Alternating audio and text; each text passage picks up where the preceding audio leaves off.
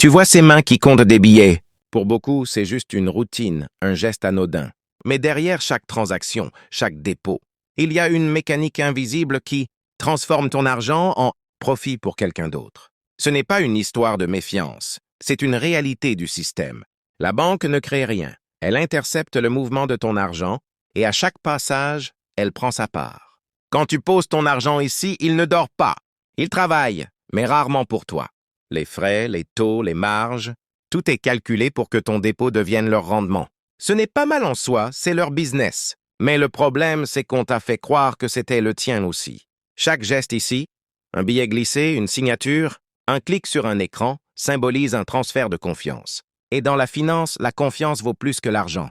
Le système bancaire repose sur ta certitude que ton argent est en sécurité, alors qu'en réalité, il circule, il grossit ailleurs, pendant que tu le regardes immobile sur ton compte. Regarde ces liasses qui passent de main en main. Pour certains, c'est juste une opération.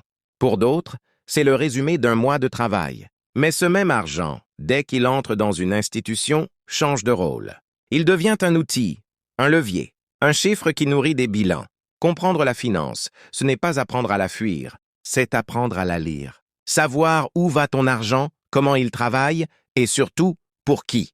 Parce qu'à la fin, la seule vraie liberté financière, ce n'est pas d'avoir plus, c'est de savoir où chaque euro dort et qui le réveille.